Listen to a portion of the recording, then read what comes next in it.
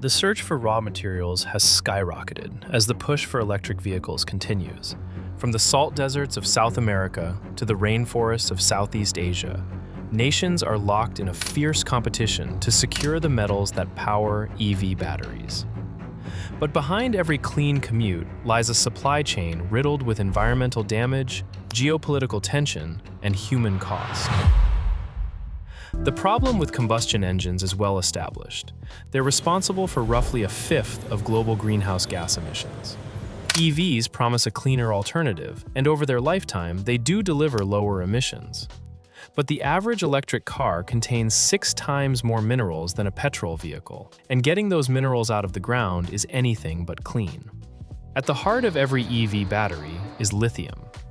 More than half the world's lithium reserves sit beneath the salt flats of Bolivia, Chile, and Argentina, a region known as the Lithium Triangle.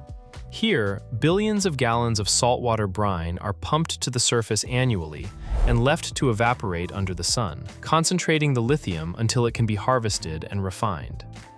It takes over 1,000 gallons of brine to produce enough lithium for a single battery, which is possible with some of the biggest mining companies. American Albemarle and Chilean SQM dominate operations in Chile's Atacama Desert. The process uses almost no carbon, powered entirely by solar evaporation. But in one of the driest places on Earth, where rainfall has literally never been recorded in some areas, pumping water out of underground aquifers at the rate of an Olympic swimming pool every 20 minutes is deeply controversial. Indigenous communities like the Atacama people have watched their landscape transform while raising urgent concerns about water rights. Across the border in Bolivia, Chinese and Europe companies are betting nearly $3 billion on a newer approach called direct lithium extraction, skipping evaporation entirely and using chemical or heat-based processes to pull lithium from brine in hours.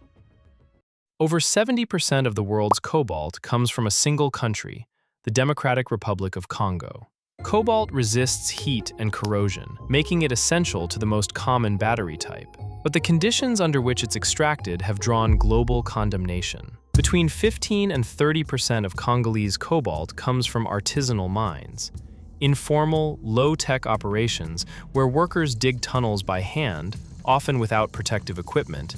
A landmark Amnesty International report in 2016 found thousands of children working in these conditions.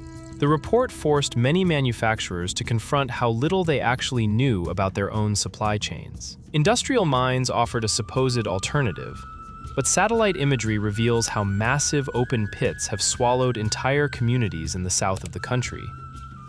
But as battery makers reduce cobalt and increase nickel, Indonesia has emerged as the critical player.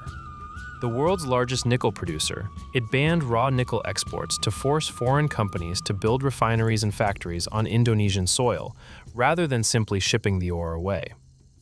The strategy is working. Investment is flooding in from China, South Korea, and the US. But on the resource-rich island of Sulawesi, nickel mining is destroying farmland, polluting coastal waters, and pushing farmers off their land. The eastern Indonesian archipelago sits inside the Coral Triangle, home to more marine biodiversity than anywhere on the planet. A planned Tesla investment of $5 billion was ultimately abandoned after environmental groups published an open letter detailing systemic damage from nickel operations. Meanwhile, China produces 70% of the world's graphite, used in every EV battery's anode, restricted exports in 2023, which has made other countries, like Sri Lanka, that sits on some of the purest natural graphite deposits on Earth, to produce graphite instead. But the miners working those deposits, descending 2,000 feet underground with drills and explosives, are exposed to toxic particles and the risk of lung disease. When an EV rolls off the production line, its carbon footprint is roughly 30% larger than a petrol car's. But the moment you start driving, that gap begins to close. Over a full lifetime, EVs produce fewer emissions, even when charged from fossil fuel grids. The electrification of transport is not optional if we're serious about the climate. The cleaner path runs through recycling, recovering cobalt, nickel, and lithium for reuse. By mid-century, recycled metals could meet nearly half of global demand. Until then, The mining industry will have to promise a better future to reach its environmental advantages for electric cars.